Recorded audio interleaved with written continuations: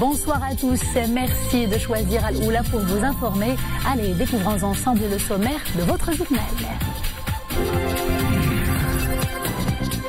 Les apports hydriques des barrages nationaux se poursuivent. Wad el-Makhazine a fait le plein. Un reportage à suivre dans ce journal.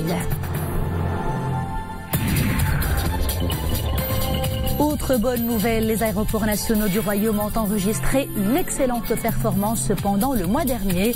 Un taux de croissance de 23% en termes de passagers a été enregistré à l'aéroport de Marrakech-Menara.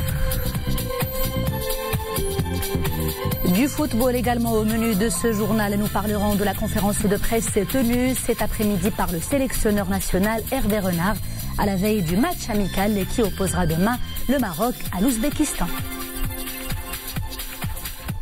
Et d'abord, ce message de félicitations adressé par Sa Majesté le roi Mohammed VI au président de la République populaire du Bangladesh, Mohamed Abdul Hamid, à l'occasion de la fête de l'indépendance de son pays.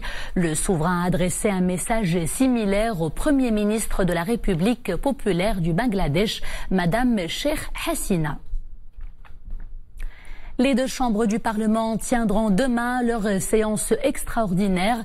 À l'ordre du jour, l'examen de 4 projets de loi, celui relatif à la formation continue au profit des salariés du secteur privé, un texte concernant les organisations de protection sociale, au menu également la réforme du Code du commerce ainsi que celle du statut de l'agence MAP. Je vous disais en titre, remontée considérable du niveau des barrages, des principaux barrages nationaux. Leurs retenues ont atteint à ce jour plus de 9 milliards de mètres cubes. Certains barrages ont carrément fait le plein, comme celui de Wad el-Makhazine. Il est passé à 100% contre 72,4% il y a une année de cela. C'est un reportage d'Anissa Boumedi sur un récit d'Iman Ablou. Regardez. Une nature verdoyante, de l'eau en abondance, le barrage de Wad el-Makhazine est l'un des plus grands du pays. Cette année, son taux de remplissage a atteint 100%. La bonne pluviométrie y est pour beaucoup. Ce taux de remplissage équivaut à une retenue de 700 millions de mètres cubes. Ceci est susceptible de répondre aux besoins de la population de la région en eau potable, et ce pour plusieurs années encore. Ces réserves vont aussi contribuer de manière efficiente à l'irrigation et à la production de l'énergie électrique. Et combien d'autres barrages du Royaume, celui-ci endosse plusieurs rôles. C'est un espace autour duquel s'organisent plusieurs activités. Il en est le pourvoyeur, la source et le protecteur.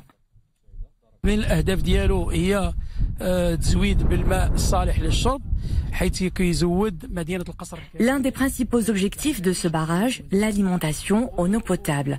Il approvisionne les villes de Qasr el-Kbir, Larache et Wazan. Il joue un rôle important en termes d'irrigation des superficies agricoles qui se chiffrent à 30 000 hectares au niveau du bassin de l'Oukous. Le barrage revêt aussi un intérêt capital en ce qui concerne la production de l'énergie hydroélectrique et en termes de protection des inondations.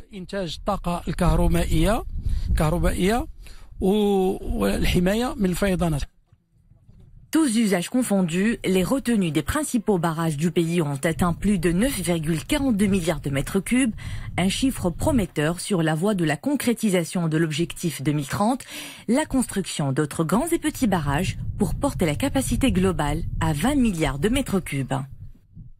Et cap à présent sur Casablanca pour parler de l'ONCF Open Innovation. Cette compétition de 48 heures a rassemblé de jeunes spécialistes dans différents domaines. Ces jeunes talents ont été appelés à réfléchir à des solutions innovantes afin d'améliorer l'expérience des clients voyageurs de l'Office national des chemins de fer. Les précisions tout de suite avec Sarah Katir. C'est à la gare Casaport que l'ONCF a organisé un hackathon qui a réuni start-up, aspirants entrepreneurs, développeurs, designers et cheminots. L'objectif est de réfléchir et produire en équipe mixte des solutions et des idées novatrices susceptibles d'améliorer des services rendus aux voyageurs. Mon idée de projet aujourd'hui, c'est une application mobile qui assiste les passagers tout au long de leur voyage. C'est à peu près ça, grosso modo. Sinon, en ce qui concerne l'événement également Open Innovation en général, j'encourage les étudiants à vraiment percer dans ce domaine. Donc l'idée du projet, c'est une application fait à deux parties.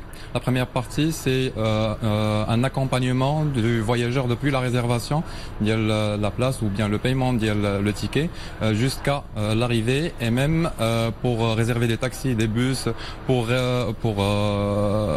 les parents, etc., pour récupérer par exemple leurs enfants. Le programme fait partie du projet d'amélioration digitale de l'Office.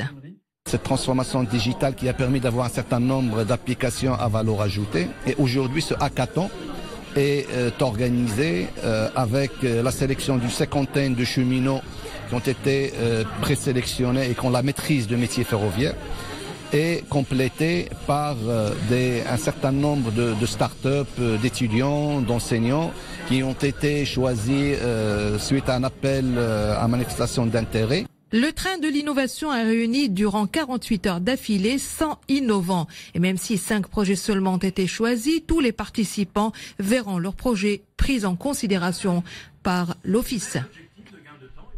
Et on s'intéresse à présent au programme intégré de la ville d'Essaouira. Ce gigantesque chantier comprend le renforcement de l'infrastructure de la ville et la réhabilitation de l'ancienne Médina.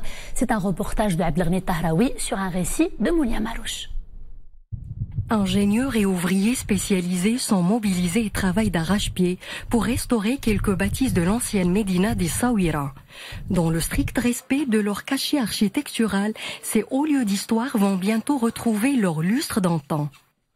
C'est une restauration profonde du point de vue technique. Nous allons utiliser des produits traditionnels à base de chaux, à base de poudre de pierre traditionnelle.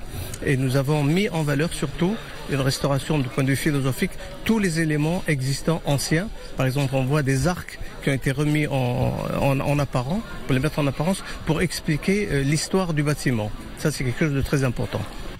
Et ce n'est pas tout. Des jardins et d'autres espaces publics subissent un grand lifting. La cité des Alizés compte se moderniser, de quoi la rendre encore plus attractive. Actuellement, je se trouve dans la place Wilson Wells, qui est un projet, entre autres, qui s'entre dans l'aménagement de 6 places ici à Essaouira. Ce projet consiste à l'intervention de 6 places, l'aménagement total dans 6 places. En parallèle de ce projet, il y a également un projet qui intéresse l'ancien Médina, le tous ancien, qui est d'environ 200 millions de dirhams. Qui va traiter la chimère, l'avitaillement sonore, le ravalement de façade et les circuits touristiques. L'enveloppe budgétaire de ce projet de réhabilitation s'élève à 150 millions de dirhams. Il redonnera à Essaouira, ville classée patrimoine de l'humanité, tout son charme de cité d'art, de culture et d'artisanat.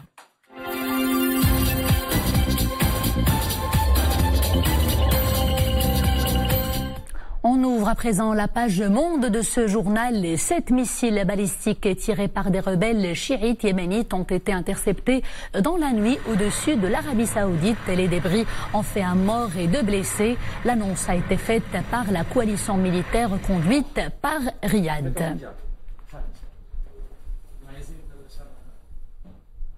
Autre actualité majeure dans le monde arabe, l'Égypte où 60 millions d'électeurs sont aux urnes ce lundi pour choisir leur nouveau président. Ils ont jusqu'à mercredi pour départager le président sortant Abdel Fattah Sisi et son unique adversaire Mustafa Moussa.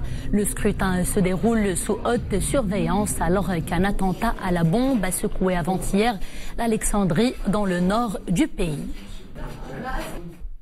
Les États-Unis, le Canada, l'Ukraine ainsi que 14 pays de l'Union européenne ont annoncé aujourd'hui l'expulsion de diplomates russes pour protester contre l'empoisonnement d'un ex-espion russe au Royaume-Uni.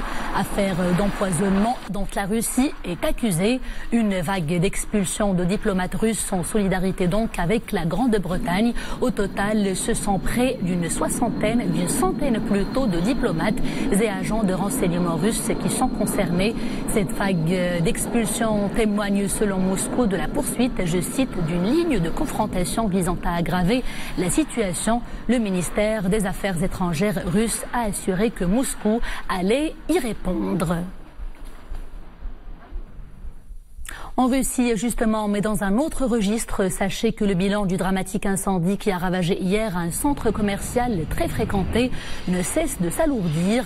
Les autorités dénombrent à présent au moins 64 morts. Il reste encore de nombreux disparus, dont beaucoup d'enfants. Les efforts se poursuivent dans l'espoir de les retrouver.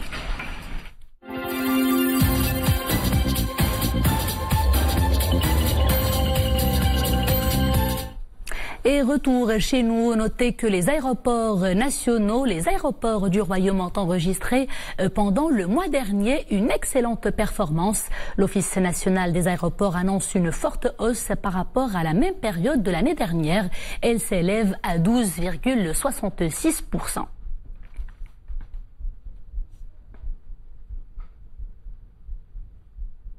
Une tendance positive qui concerne donc plusieurs aéroports nationaux, dont celui de Marrakech-Menara, classé récemment par SkyTeam comme l'un des plus beaux aéroports du monde.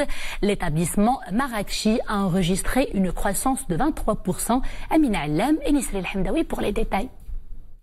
L'aéroport Marrakech-Menara affiche des indicateurs au vert. Selon les statistiques mensuelles de l'Office national des aéroports, près de 394 000 passagers ont transité par cette structure aéroportuaire au cours du mois de février dernier, contre près de 320 000 voyageurs durant la même période, un an auparavant. Une performance qui reflète l'attrait qu'exerce la ville ocre sur ses visiteurs. Aussi, la rénovation de l'aéroport y est également pour beaucoup. Je viens de Paris, donc en France, et je découvre l'aéroport de Marrakech qui est très agréable, très lumineux. Ça donne déjà une bonne opinion et je découvre, donc je pense que tout va bien se passer. Oui, c'est un très beau aéroport. J'étais déjà venu depuis 2-3 fois qu'ils l'ont refait. Je trouve qu'il est très très beau, lumineux, sublime. Le mouvement d'avions a connu une hausse au niveau de l'aéroport Marrakech-Menara, une fréquence qui a valu à cet aéroport d'occuper la 2e place au niveau national, juste après l'aéroport international Mohamed V de Casablanca. Fin de l'année 2017, on a connu une augmentation de près de 12% du trafic aérien. Et durant les deux premiers mois de l'année 2018, on a connu une augmentation du nombre de vols et du nombre de passagers de près de 24% par rapport à la même période de l'année 2017. L'ouverture du nouveau terminal de l'aéroport Marrakech-Menara a permis d'augmenter le nombre des arrivées, principalement avec le lancement de nouvelles lignes aériennes en provenance de nouveaux marchés. Et parlons foot à présent, à la veille de la 2e rencontre amicale qui opposera demain à Casablanca le Maroc à l'Ouzbékistan. Les Lions de l'Atlas ont effectué ce lundi une séance d'entraînement. Le sélectionneur national a tenu pour sa part une conférence de presse.